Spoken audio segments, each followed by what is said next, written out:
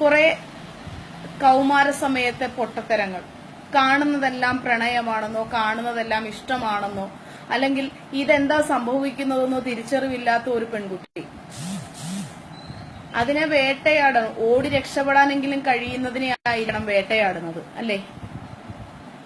ആ വേട്ടയാടിയത് ഒന്നിനും ശേഷിയില്ലാത്തൊരു കുഞ്ഞിന്. അതിനുശേഷമോ സഭയ്ക്കെതിരെ സംസാരിക്കാൻ ഭയന്നിട്ട് 2 മാതാപിതാക്കളെ അവർ വിലക്കെടുത്തു. 5 കുഞ്ഞുങ്ങളിൽ മൂത്തവളെയാണ് ഇത്തരത്തിൽ നല്ലിടയൻ പീഡിപ്പിച്ചു പോയത്. 100 ആട്ടിൻകുഞ്ഞുങ്ങളിൽ ഒന്നിനെ കാണാതെ പോയാൽ അതിനെ കിട്ടും വരെ തിരഞ്ഞുപോയി കണ്ടുപിടിച്ചു കൊണ്ടുവരുന്നത് കൊണ്ടാണ് ഇടയൻ നല്ലിടയൻ എന്ന് വിളിക്കപ്പെടാൻ അർഹതയുള്ളത്. അല്ലാതെ 100 എണ്ണത്തിൽ 1 എണ്ണത്തിനെ അടിച്ചുമാറ്റി സ്വന്തം കിടപ്പറയിൽ എത്തിക്കുന്നവനെ ഇടയനെന്ന് വിളിക്കരുത്. അവനെ വിളിക്കേണ്ടത് വേട്ടക്കാരനൊന്നുമല്ല, സാത്താൻ എന്നാണ്. അതെ, കൊട്ടിയൂർ പീഡനത്തിലെ ഫാദർ വികാരിയെ വിളിക്കേണ്ടത് ഫാദർ വികാരി എന്നല്ല, സാത്താൻ വികാരി എന്നാണ്. Lucifer, the real Lucifer. സഭാവസ്ത്രമിട്ടുകൊണ്ട് പെണ്ണ് പിടിച്ച ലൂസിഫർ, അയാൾക്ക് ആ പേരാണ് ചേരുക. അയാളെ അങ്ങനെയാണ് വിളിക്കേണ്ടത്. എന്തിനു വേണ്ടിയാണ് ഇയാൾക്ക് ഇത്ര കാമപൂർത്തീകരണം തീർക്കാൻ? ഇത്രയ്ക്ക് അയാൾക്ക് അടക്കാൻ വയ്യായിരുന്നുവെങ്കിൽ ഇയാൾക്ക് വല്ല ബോംബെയിലെ ചേരിയിൽ പോകണമായിരുന്നു, ഇല്ല സഭാവസ്ത്രം ഊരിക്കളയണമായിരുന്നു. ഇത്തിരിയില്ലാത്ത ഒരു കുഞ്ഞിനെ, ഇത്തിരിയില്ലാത്ത ഒരു പെങ്കൊച്ചിനെ കൊണ്ടുപോയി ആശാനുസരണം ഉപയോഗിച്ചിട്ട് അവള് ഗർഭിണിയായി. എടോ പൊട്ടൻ പാതിരി, തനിക്കൊരു കോണ്ട ഉപയോഗിച്ചുകൂടായിരുന്നോ? അതിന്റെ ജീവിതം തകർത്തു. അതിന്റെ കൂട്ടത്തില് അതിന് വളർത്താൻ അതിന്റെ തലയ്ക്ക് ഒരു മാതൃത്വം എന്ന ഭാവം ആ 10 മാസം അതിനെ അനുഭവിപ്പിച്ചിട്ട് മുലപ്പാല് പോലും കൊടുക്കാൻ കഴിയാത്ത രീതിയിൽ, നെഞ്ചോട് ചേർക്കാൻ കഴിയാത്ത രീതിയിൽ ആ കുഞ്ഞിനെ വരെ പറിച്ചു കളഞ്ഞ സഭാ നേതൃത്വം. നാണം കെട്ടത്, നാണക്കേട്. സഭ ഇങ്ങനെ അനാഥാലയം ഉണ്ടാക്കിയിട്ടിരിക്കുന്നത് പാതിരിമാരുണ്ടാക്കുന്ന മക്കളെ വളർത്താനാണോ? കഷ്ടമാണ്. ഞങ്ങളെ പോലെയുള്ള ക്രിസ്ത്യാനികൾക്ക്, ഞാനൊക്കെ ജനിച്ചു വളർന്നത് പാരമ്പര്യ ക്രിസ്ത്യൻ കുടുംബങ്ങളിലാണ്. എന്നെ ഇപ്പോഴും ഫിജോ ജോസഫ് എന്നാണ് അറിയപ്പെടുന്നത്. അതുകൊണ്ട് തന്നെ ഞാൻ ഉൾപ്പെടെയുള്ള ആ ക്രിസ്ത്യൻ സമുദായത്തിൽ ജനിച്ചു വളർന്ന എന്തിനാണ് കുമ്പസാരക്കൂടിന്റെ അടുത്ത് പോയ സ്ത്രീകളെ ഇപ്പൊ സംശയത്തോടെ സമൂഹം നോക്കുന്നു? നാണക്കേടാണിത്, നാണക്കേട്.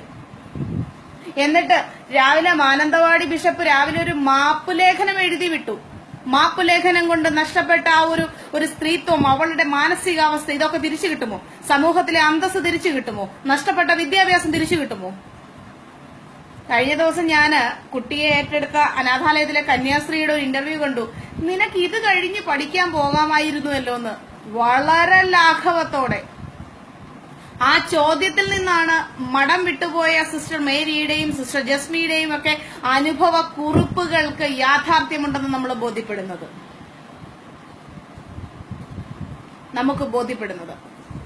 കന്യാസ്ത്രീ മഠങ്ങൾ തന്നെയായിരിക്കണം. കർത്താവിന്റെ മണവാട്ടികൾ കർത്താവിന്റെ മാത്രം മണവാട്ടികളായിരിക്കണം. അല്ലാതെ കർത്താവിന്റെ ഇടയന്മാരുടെ കൂട്ടിക്കൊടുകാരാവരുത്. ഇത്രയെങ്കിലും പറഞ്ഞില്ലെങ്കിൽ എന്നെ പോലെയുള്ള സമൂഹത്തിലെ ക്രിസ്ത്യൻ കുടുംബത്തിൽ നിന്ന് ജനിച്ചു വളർന്ന സ്ത്രീകൾ പ്രതികരിച്ചില്ലെങ്കിൽ വീണ്ടും ഇത് ആവർത്തിക്കും. അഭയ കൊലക്കേസ് ദുരൂഹമായി തുടരുന്നത് പോലെ ഇനിയും ഒരുപാട് ദുരൂഹതകൾ ഇതിനകത്ത് തുടർന്നുകൊണ്ടേയിരിക്കും. 48 വയസ്സുള്ള ഫാദർ റോബിന് മഴ നനഞ്ഞു നിന്ന 16-കാരിയെ കണ്ടപ്പോൾ ലിംഗോധാരണം സംഭവിച്ചുവെങ്കിൽ അയാളെ പുരോഹിതനായി കാണുന്നതിന് ഈ സമൂഹത്തിന് കഴിയില്ല. അയാളെ നേരാവണ്ണം നല്ല പ്രായത്തിൽ കല്യാണം കഴിച്ചിരുന്നെങ്കിൽ ഒരു കൊച്ചിനെ കെട്ടിച്ചൂടായിരുന്നു. 20 വയസ്സുള്ള ഒരു പെൺകുട്ടിയെ അയാളുടെ മകളെ കെട്ടിച്ചുവിടാനുള്ള പ്രായം ഉണ്ടാവുമായിരുന്നു. പോയി പീഡിപ്പിച്ചിട്ട് വന്നിട്ട് ആദ്യം 10 ലക്ഷം രൂപ കൊണ്ടേ കൊടുത്ത് ഒതുക്കി. നാണം കെട്ട ജന്തുക്കൾ. ഇപ്പൊ വരും എന്റെ ലൈവിനെ പൊക്കിയെടുത്തോണ്ട് സഭയെ തെറി വിളിച്ചെന്ന്. സഭയെ തെറിയല്ല വിളിക്കേണ്ടത്, ചെരിപ്പൂരി അടിക്കുക വേണ്ടത്. ഇതുപോലെയുള്ള വിഷജന്തുക്കളെ വളർത്തിയത് സഭയാണ്. ഇതുപോലെയുള്ള വിഷജന്തുക്കളെ പോറ്റിയത് ഈ സഭയാണ്. ഇതുപോലെയുള്ള വിഷജന്തുക്കൾക്ക് കിടക്ക വിരിക്കാനുള്ള ധൈര്യം കൊടുത്തത് സഭയാണ്. ഇത് ചെയ്യരുതായിരുന്നു. ഒരു തെറ്റ് പറ്റിയപ്പോ നിങ്ങൾ ഒരു പുരോഹിതനെ തിരുത്തിയിരുന്നെങ്കിൽ ഇന്ന് ഒരു പുരോഹിത സമൂഹം മുഴുവൻ പ്രതിക്കൂട്ടിൽ നിൽക്കേണ്ടി വരില്ലായിരുന്നു. സഭാ നേതൃത്വം പിതാവിന്റെ അരമനയിലെ കട്ടൻ പൊതിയിൽ പൊതിഞ്ഞു പിടിക്കരുത് ഇത്തരം നരാധമന്മാരെ. നാണക്കേട്. എന്തിനു വേണ്ടിയാണ് ഇതുപോലെയുള്ള ജന്തുക്കളെ നിങ്ങൾ വളർത്തുന്നത്? എന്തിനു വേണ്ടിയാണ്? ഓരോ പത്രങ്ങൾ ഓരോ കഥകൾ എഴുതി വിടുന്നത് കാണുമ്പോ സഹിക്കാൻ പറ്റുന്നില്ല. സലീഷെ, സഭയിലിരിക്കുന്നവര് കൂട്ടിക്കൊടുപ്പുകാര് തന്നെയാ ഒരു പരിധി വരെ. അല്ലെങ്കിൽ ഒരു 16 വയസ്സുള്ള പെൺകൊച്ചിനെ പീഡിപ്പിച്ച് പ്രസവിപ്പിച്ചവൻ അവൻ നാട് വിട്ടു പോകാനുള്ള ഒത്താശയും ചെയ്ത് ആ കുഞ്ഞിനെയും പിടിച്ചു മാറ്റി ആ പ്രസവം രഹസ്യമാക്കി വെച്ചവരെ കൂട്ടിക്കൊടുപ്പുകാരെന്ന് തന്നെയാ വിളിക്കേണ്ടത്. അതെ, അത് തന്നെ വിളിക്കേണ്ടത്. ഇനിയും വിളിക്കും, അങ്ങനെ തന്നെ വിളിക്കും. നേരിട്ട് കണ്ട കാരണം ബാക്കിലൊന്ന് പൊട്ടിച്ചും കൊടുക്കും.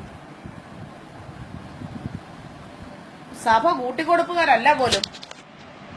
100 എണ്ണം നല്ലതുണ്ടെങ്കിൽ 2 എണ്ണം മതി മോശമായിട്ട് ഇതുപോലെ ഇങ്ങനെ നാട്ടുകാരെ കൊണ്ട് അപരാധം കേൾപ്പിക്കാനായിട്ട്. ഒരു ചരുവം പാലിൽ ഒരു തുള്ളി മത്തിനെയും മതി സുഹൃത്തുക്കളെ. ഈ പറയുന്ന ഒരെണ്ണം മതി സഭയ്ക്ക് കളങ്കമാവാൻ. എത്രയോ കാലമായിട്ട് ഈ കാര്യം ഒരെണ്ണത്തിനെ കൊണ്ടുപോയിട്ട് അത് കാലമൊന്നും ആയില്ലല്ലോ. ആയോ?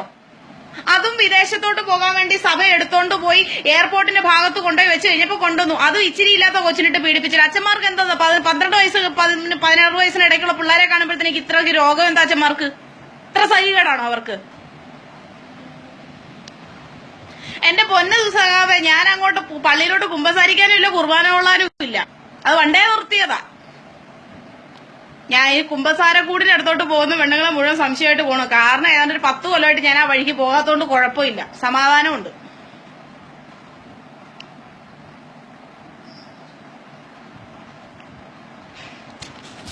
ക്രിസ്ത്യാനികളുടെ മുഴുവൻ കൊണ്ട് ഇതിനൊന്നും വരണ്ട. ഞാൻ ഇത് തന്നെ പറയും, മുഖത്തോക്കി പറയും. കേട്ടല്ലോ? ഈ ഒരു കാര്യം പറയാൻ വേണ്ടി തന്നെയാ വന്നത്. ഇരയ്ക്കൊപ്പോ അല്ല, വേട്ടക്കാരനൊപ്പോ അല്ല. പക്ഷെ ഇങ്ങനത്തെ തന്തയില്ലാത്തരം കണ്ടു കഴിഞ്ഞാൽ ചെകിടടിച്ചു പൊളിക്കും. അതിന് ഏത് ഫാദർ ആയാലും കൊള്ളാം, ഏത് ബിഷപ്പായാലും കൊള്ളാം, ഏത് കന്യാസ്ത്രീ അമ്മ ആയാലും കൊള്ളാം. ഇവരെ പോലെയുള്ളവര് നല്ല പുരോഹിതന്മാരെ, ഈ പൗരോഹിത്യത്തെ ജീവനായിട്ട് കാണുന്നവരെ, ആത്മീയതയ്ക്ക് വേണ്ടി മാത്രം ജീവിക്കുന്ന നല്ല പുരോഹിതന്മാർക്ക് കൂടെ ചീത്തപ്പേരുണ്ടാക്കി കൊടുക്കും.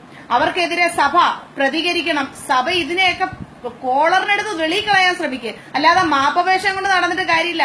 ബിഷപ്പ് മാനന്തവാടി ബിഷപ്പിനോടൊരു അപേക്ഷ. എന്റെ പൊന്നു ബിഷപ്പെ, പിതാവെ, നിങ്ങള് ഒരു വെള്ളക്കടലാസ് എടുത്തു വെച്ച് ഒരു പേന കൊണ്ട് 4 വരി മാപ്പ് എഴുതിയാൽ നഷ്ടം തിരിച്ചു കിട്ടുന്നൊന്നുമല്ല. നിങ്ങളുടെ വിശ്വാസ സമൂഹത്തിലെ പെൺകുട്ടിക്ക് കിട്ടിയത്. നിങ്ങൾ ഫാദർ റോബിനെ സഭയിൽ നിന്ന് പുറത്താക്കുന്ന ധീരമായ നടപടി കാണിക്കുക.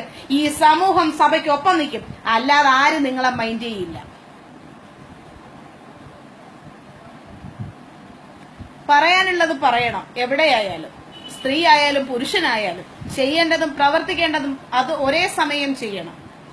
അല്ലാതെ ഈ ആളുകളെ മുഴുവൻ താങ്ങിപ്പിടിക്കരുത്. 10 ലക്ഷം രൂപയ്ക്ക് വേണ്ടിയിട്ട് മകളുടെ മാനത്തിനെ ഫാദർ റോബിന്റെ ലോഹക്കടിയിൽ താത്തിയവർക്ക് അവരോട് എനിക്കൊന്നും പറയാനില്ല. അവരുടെ നിസ്സഹായതാവസ്ഥയാണെന്ന് ലോകം മുഴുവൻ പറയുന്നു. ശരി, ഞാനത് അംഗീകരിച്ചു. ഇനി ഒരു 10 ലക്ഷം രൂപയുമായിട്ട് ഒരു മാതാപിതാക്കളുടെയും അടുക്കലേക്ക് ഒരു പുരോഹിതൻ നടക്കാതിരിക്കട്ടെ. അതിനു വേണ്ടുന്ന നടപടികൾ ചെയ്യാൻ സഭയ്ക്ക് കഴിയണം. അപ്പോ സഭ സഭയാകും. ഇല്ലെങ്കിൽ സഭ കൂട്ടിക്കൊടുപ്പുകാർ തന്നെയാകും.